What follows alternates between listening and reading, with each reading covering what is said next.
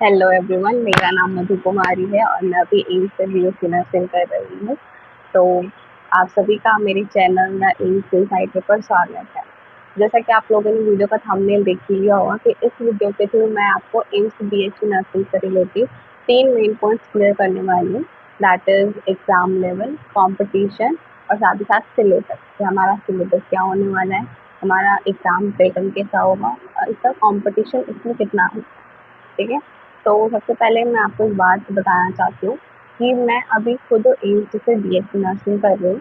तो मैं आपको जो भी डिटेल्स शेयर करूँगी वो सब कुछ मेरे खुद के पर्सनल एक्सपीरियंस पे बेस्ड होगी। ऐसा नहीं है कि मैं आपको कोई भी डेटा कहीं से उठा कर दे रही हूँ या फिर मैं कहीं से भी आपको बस ऐसे रैंडमली बता रही हूँ। तो ऐसा नहीं है। मैंने खुद एग्ज़ाम दिया है, कॉम्पिटिशन क्रैक किया है और खुद एडमिशन का प्रोसेस भी फॉलो किया है। तो चलिए शुरू करते हैं। तो सबसे पहले आता है कि दीदी सिलेबस बता दो, किस एग्ज़ाम में आपके सिलेबस क्या आता है, हमें पढ़ना क्या है। तो मैं आपको बताती हूँ, इस एग्ज़ाम का सिलेबस भी नीट की तरह ही होता है। मतलब आपको 11th भी पढ़नी है और 12th भी पढ़नी है। 11th की फिजिक्स, केमिस्ट्री, बायो और 12th की भी फिजिक्स, केमिस्ट्री, बायो तीनों आता है। मतलब ऑब्वियसली आपको 2 साल का कवर करके चलना पड़ेगा।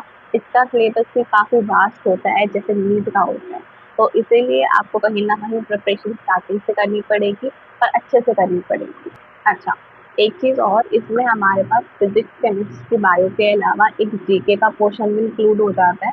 ऑब्वियसली इसका वेटेज बहुत ज़्यादा नहीं होता और बाकी सब्जेक्ट के बराबर नहीं होता, लेकिन हाँ, ये भी बहुत इम्पोर्टेंट 10 मार्क्स कैरी करता है। तो मैं आपको जीके के लिए बता देती हूँ कि जीके के लिए अभी परेशान नहीं होना। जब एग्ज़ाम टाइम आएगा उससे मैक्सिमम 1 या 2 महीने पहले आपको जीके पढ़ना है। ऐसा नहीं है कि जीके में आपको सब कुछ दुनिया भर की चीज़ें पढ़नी है। आपके पास रैंडम टॉपिक्स, मतलब प्रॉपर टॉपिक्स होते हैं कि फिक्स होता है कि इन प्रॉपर टॉपिक्स के अंदर से ही आएगा, रिलेटेबल चीज़ें ही आती हैं। ये नहीं कि सब कुछ पढ़ना है। तो अभी आपको जीके के लिए टेंशन नहीं लेनी है।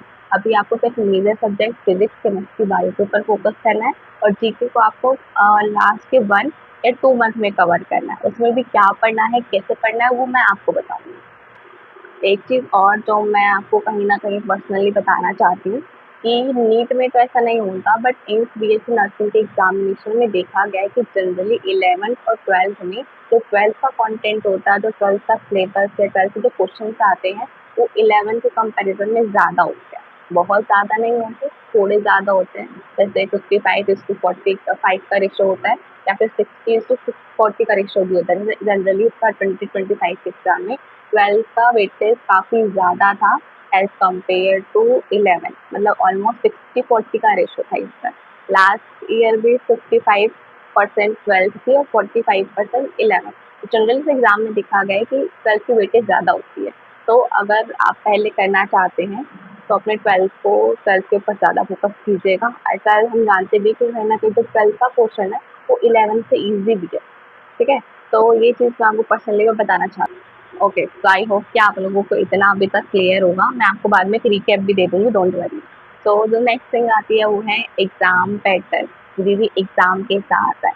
तो सबसे पहले जो इसका एग्ज़ाम होता है वो सीबीटी मोड होता है, यानी कंप्यूटर बेस्ड। आपको कोई ओएमआर फिल नहीं करनी है, आपको कोई क्वेश्चन पेपर नहीं मिलेगा।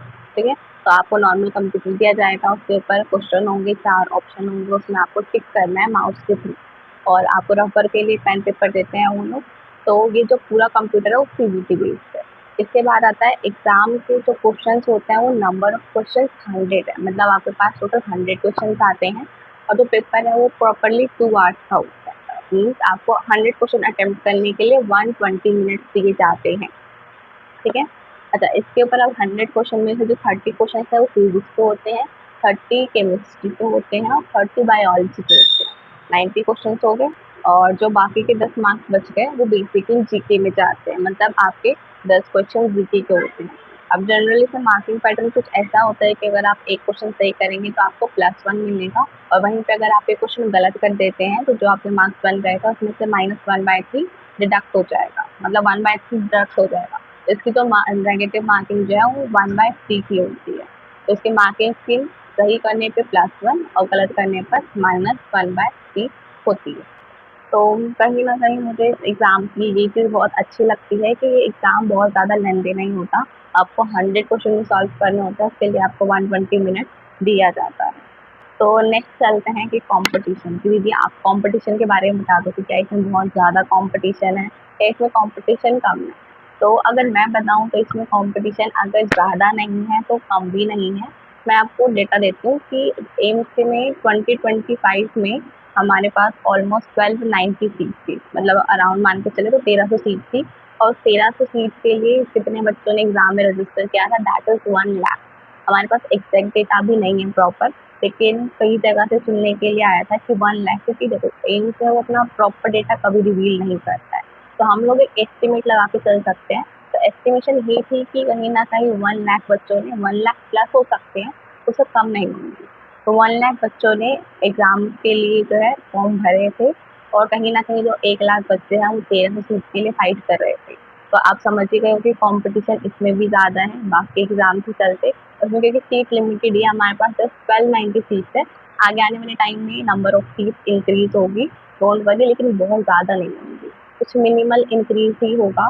तो हाँ, कंपटीशन तो इसमें भी है, आपको पढ़ना पड़ेगा, आपको मेहनत करनी पड़ेगी, और आपको आगे चलना पड़ेगा सबसे, नहीं तो आप भीड़ में पीछे ही रह जाएंगे।